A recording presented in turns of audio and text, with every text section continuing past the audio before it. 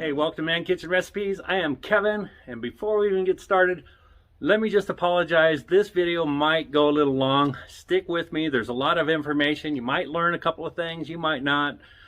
But anyway, I'll edit it best I can to keep it not quite so long. So before I get started, I want to show you my new toy that I got for my Weber kettle. And I got to tell you, Sal at SJ Cooks. If you haven't seen Sal over there at SJ Cooks, go give his channel a look. I'll put his link to his channel in the description. He's an awesome cook. He does some great stuff. He has a Weber, and he told me when I first picked up this Weber, be careful of all the accessories that you can get. You'll spend a fortune getting everything. So Sal, hey man, you're right. But with the setup you see that I'll show you that I have, with that round grill grate that I bought that holds the wok, and the price of my used Weber kettle, I am still under what it would have cost me to buy a brand new Weber kettle, because they're a couple $100. So I'm still right under that, or right about there, right about a couple $100 with everything that I got. Let me show you my new toy.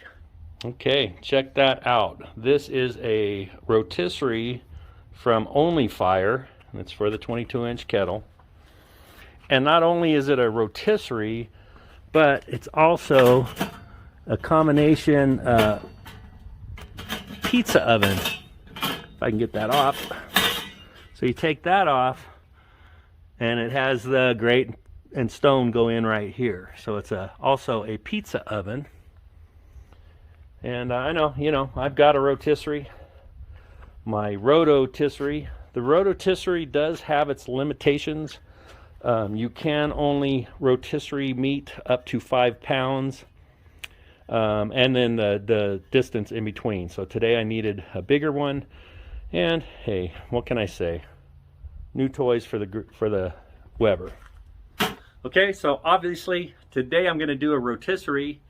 You will see pizza videos off of that. I mean, it came with the stone and the peel. That's a 15-inch stone, so we're all set up. Yeah, I got the Uni Fira 2 little 12-inch pizzas, but anyway, got to have the toys, right? So for today, what I'm going to do is I'm going to do a rotisserie pork shoulder butt, whatever you want to call it, Boston butt, and I'm going to do it on the Weber kettle. And I know you're probably thinking, oh great, not another pulled pork video. I'm with you, but there's lots of ways to do pulled pork and lots of flavors you can do with them, and pulled pork is incredible. But today I'm not going to do a pulled pork. I am doing the pork butt rotisserie, but we're going to cook it to an internal temp of about 170 to 175. I'm going to take it off, we'll wrap it, we'll let it cool, and I'm cooking this so that I can have pork slices, pork butt slices, to make some pork butt sandwiches with the slices. So stick with me. The Boston butt I got is a bone-in. Let me go show you how we debone this pork butt and get it ready to come out on the rotisserie. All right, let's go inside, I'll show you. Okay, so here's my pork shoulder butt roast. So, I don't know, is it a shoulder or a butt? It's a shoulder butt. Anyway, let's get this open and show you how I'm going to debone it. Here is the bone right here, and it's over here as well. So just to get this started, just grab a sharp knife. You get a deboning knife, or I use a fillet knife. It's sharp, I like it, it bends, so it does pretty much the same thing. You just stick it in there and follow along the bone. And you just keep working at it. This took me about 7 minutes to do. I'm not gonna make you watch me do the whole thing, but you kind of get the gist, right? Follow around that bone, and just your knife will guide it. As soon as you get it in far enough, you can look inside, and that's it. Just take your time. It's not that hard. You just got to go for it. You just got to do it. I'm not a professional butcher, but I have watched YouTube. So here I am, deboning a pork shoulder, butt, roast, whatever. All right, let me speed this up a little bit. Got my ultra fast cutting moves here. Anyway, like I said, this took about 7 minutes to get this all the way out. And it really wasn't that hard. You just keep working at it.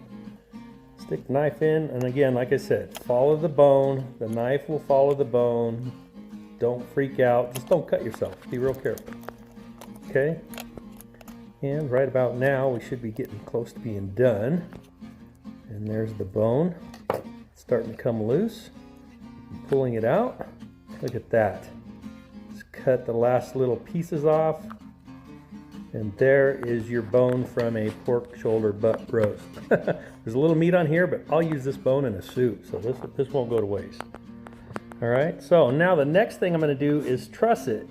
Now, I know if you want to skip through, go ahead and skip through. Put the bones out. Just kind of get it all shaped the way you want it.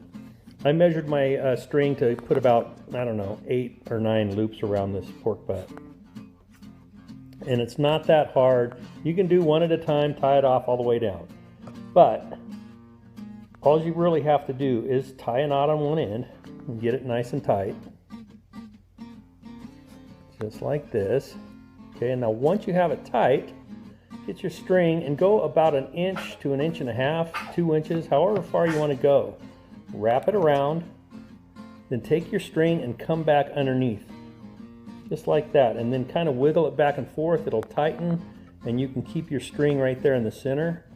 Move down, do it again, go right around there, pull the string through. Okay, wiggle it back and forth to get it tight. And once it's tight, it won't come loose again. And just keep doing it. Adjust it. See how that works? Pretty cool, huh? I think you should try it instead of just doing one loop at a time. It's really not that hard. And I think, yeah, I can get around one more loop here. Okay. And once you get to the end, flip it over and then go over the top and back under on each one of your strings. Each one of your ties. Just go all the way across, tighten it up a little bit as you go. And that's just going to help it stay the shape that you tie it in. You just slide it underneath there. Take your time, you know, nobody's in a race. I am, because this is in fast motion. Anyway, you turn it back over. I go around that first loop like this so I can tighten it a little bit. And then the excess string that was left over there, just tie it in a knot. How easy is that, right? And then if you got any excess, you most likely will, just take your knife and trim it off. And there you go. You get your pork butt all nice and trussed, tied up, ready for the grill. But before we get it out to the grill, I do have to put some rub on it. So I am going to use some mustard as my binder. And you want to just rub the mustard all over it. And I'm using Meat Church's Holy Voodoo. Now this Holy Voodoo rub is really pretty good. It's got sugar and brown sugar and some other spices, and I believe it's got jalapeno in it. It does have a little bit of a spice, a little bit of a bite at the end. So that's why I'm kind of thinking it might be jalapeno. Anyway, just put the rub all around the whole thing. And what I'm going to do is I'm going to take that honey bourbon sauce that I have, and I'm going to inject that into this butt. You don't have to do any injection, or you can put your favorite injection in there. I'm just doing it to add a little more flavor to this pork butt. Okay, so I'm just going to fill my injector up with my sauce and just start injecting the pork butt. You can use any sauce you want. You don't have to inject it. I just wanted to inject it to give it some more flavor. And there we go. Now before we get it out to the grill, we have to put our skewer through there. Since we are cooking this on a rotisserie, you just slide it down and get the forks all the way in. Get the other side. Slide it all the way down. Push the forks through. Push it in nice and tight. Tighten it up. And get it out to the grill. Using the Meat Church Holy Voodoo rub. I hope this rub's going to be okay. It has a lot of sugar in it. It's a really great tasting rub. It's sweet and spicy. I think it's got jalapenos in it.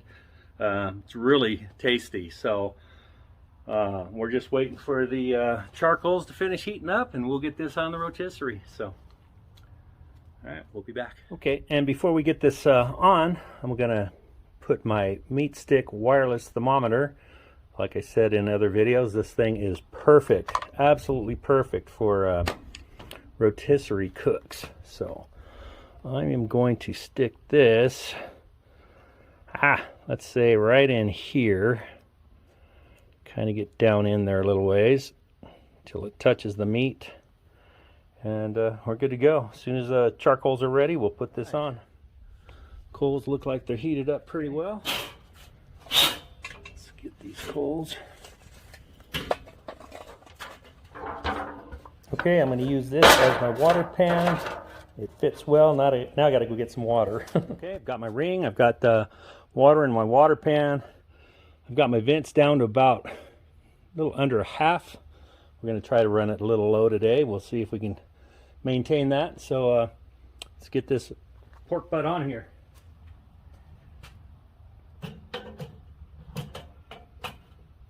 Just like that. Okay, got my meat stick in there. Let's get this thing rolling. Okay, put the lid on it, let it roll. About an hour and a half in. Let's just double check, make sure we're not burning. Oh, that looks wonderful. Look at that. Okay, setup's working. I did put some cherry wood in there on both sides, so get this cover back up and let it go. The meat stick is reading at 171. Let's give it a check. Well, that was in really easy.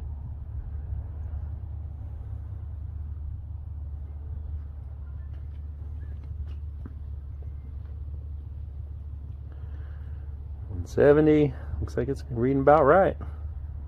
171. All right, we're gonna let this go for like 2 more degrees. We'll pull it off and wrap it. I don't know. All right, it has been 4 hours and 45 minutes.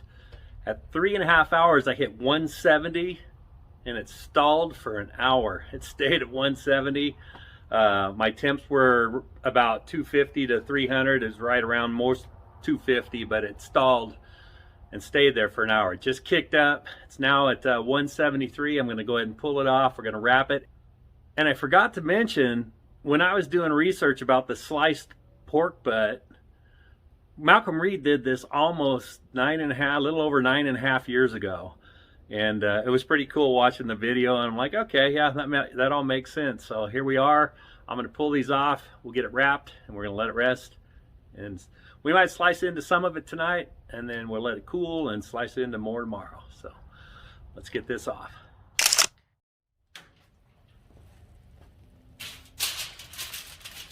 Okay, so here we are. There's the meat stick. We're going to pull that out.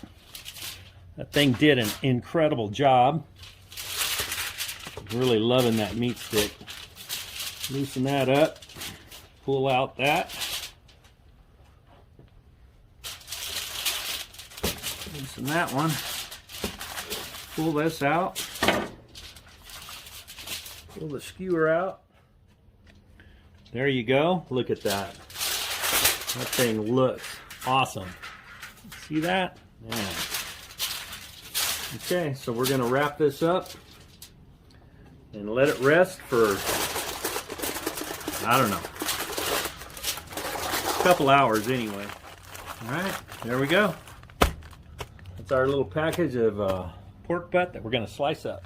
Okay, this has been resting for a little over an hour. We can't wait. We want to dig in. We're going to cut some slices. Look at this thing. Oh my. It's still a little warm. Let me just get this foil moved to the side. Get my knife. Oh, before we start cutting it, I got to take the strings off. Don't forget that. So don't forget to take your string off, and just take your knife or scissors or whatever. Get it all off, and there you go. All right, now let's slice into this. Okay, take my knife right about here, cut down through it. Oh man, look at that. Even has a little smoke ring right there.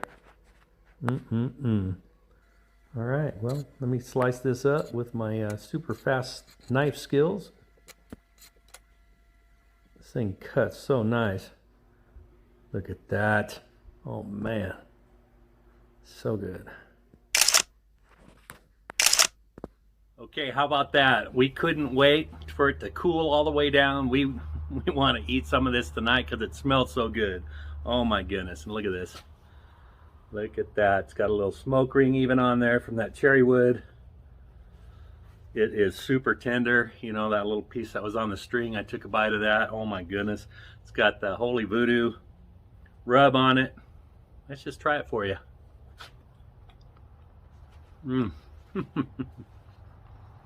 Very, very, very good.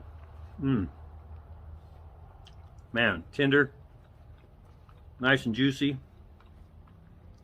What I have left, I'm gonna let it cool off. I'm gonna slice it down for sandwiches.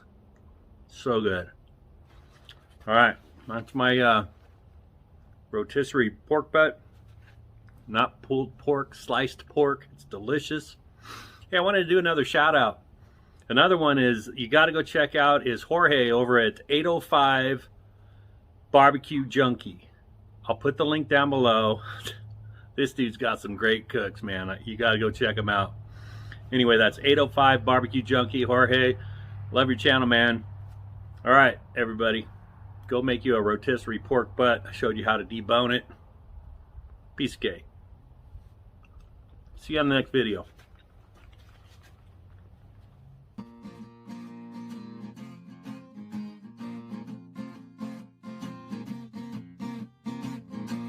Okay, if you're still here, this is the next day. I sliced up this smoked pork butt. This is for slicing. I made it super thin slices, and this made a lot. We're gonna make sandwiches and all kinds of good stuff. Look how thin this is right here. So good. All right, it's the next day. I sliced it all up. That pork butt slices, some of them are almost paper thin. Some of them are a little thicker. I started off a little thicker and then I dialed it down. Man, can't wait to make some sandwiches out of these, and I'm sure you're gonna see it.